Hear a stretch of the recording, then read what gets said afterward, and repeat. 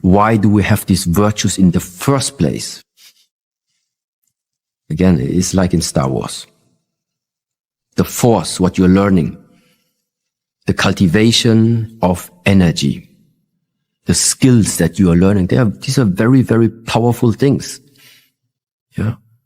But what makes the difference between somebody possessing this power and using it for the sake of humanity or somebody using it for the not betterment of humanity? It's the character. The power is the same. It's the character. It's the carrier of the power. It's the one who's responsible to hold this power, to maintain this power.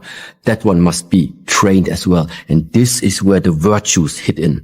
The virtues are building the framework of the character, of the avatar, ultimately, that is then receiving all different types of training, skill training, that at least in the Shaolin tradition, we would say, is good to know them. Willpower and development of energy go hand in hand with each other. The will to live, the will to keep going, the will. Strong will, iron will, energy is also very high.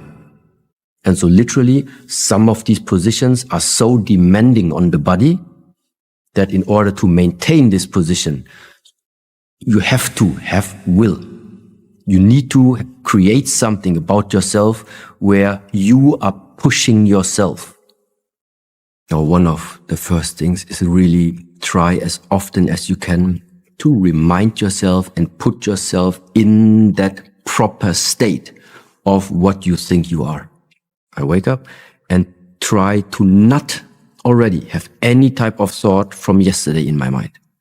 I try to wake up empty. Also, try to, at all moments, immerse myself as much as I can in the present moment. That's what it is. Live in the here and now. How you do this? To live in the here and now. Stop jumping into the past and stop jumping into the future. Then you live in the here and now. But you must practice it. And literally meaning how you do it, make yourself empty. Because the only thing that fills your mind with past and future is your thoughts. The mind. In the moment where you just on a regular basis put yourself consciously and willingly in different situations and circumstances that actually represent a little bit the structures of life. There are moments in this lifetime where you are going to be super tense. And then it's good to know already how does it feel and what is it that you can do? Well, to learn and release the tension. That's why releasing tension is also a big part of the exercises. The one thing is learning to release tension. The other thing is like when you are too sloppy, when you're too slacky, how to increase your tension, how to increase the energy level again for you to get back into structure again. It's always this balance. And ultimately, how does it help people to know the hard stuff? Well, because I do think that it is symbolizing this way of life. It is symbolizing the patterns of what you are going to go through in this lifetime. In order for our physical body and our organs, our brain, everything to function properly, we need energy. It is the food and the drinks on the one side that we take to us, and it is the oxygen and the air that we are inhaling. In the car, you can optimize the way of your air intake. So what about optimizing your own human being air intake? Because it's not just about inhale, exhale. How long do you inhale? How long do you exhale? How about the volume of your breath?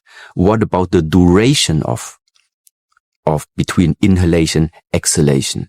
So there are many variables where you can actually start improving the way of how you breathe. So, and now one example, because people nowadays are overly tense because they don't know that they carry tension inside of their body. The breath oftentimes becomes very, very shallow. It's not a deep breath. So it's a shallow breath. It is low volume of intake, which ultimately translates into your energy system inside of the body is not working at a level it could work, which is resulting in all different types of anomalies that you as a normal, healthy human being shouldn't have. Sometimes in this world is driven so much in terms of there's always something to attain. You need to travel somewhere to get something. Yes. You need to do something to get something. But the nice and very, very comfortable, for me at least, this tradition has never been about getting something or achieving something. It's about learning what is it that since we entered this world started trapping and covering us up so that we don't see what we have been there all the time. Yes. So it is not about you come to me and I give you something.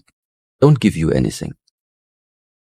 It is about I try to give you a perspective for you to let go of something where I might think this is what you don't see. But well, I do think that letting go is not just the most difficult challenge like for you.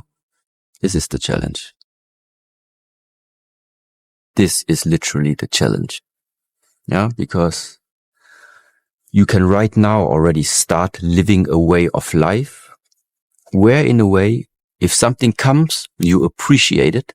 Yeah, you make use of it, you enjoy it. But once it leaves, you try not to get attached to it. Yeah, you don't get attached to it anymore.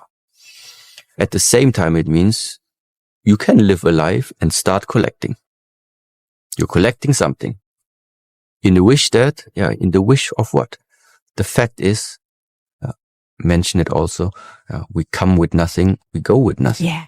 And then at the same time, that also means the more you are living your life right now in the mindset of getting, building up, attaining, collecting, there will come the time, like I said before, you had the chance already to recorrect the way of your lifestyle. But ultimately, it will come that this universe is going to recorrect your mind. Yes. And this, saying it like precisely it is, when the day comes and the body falls away, and you're passing away together with everything you thought you could keep. Yes. It's also going to go away.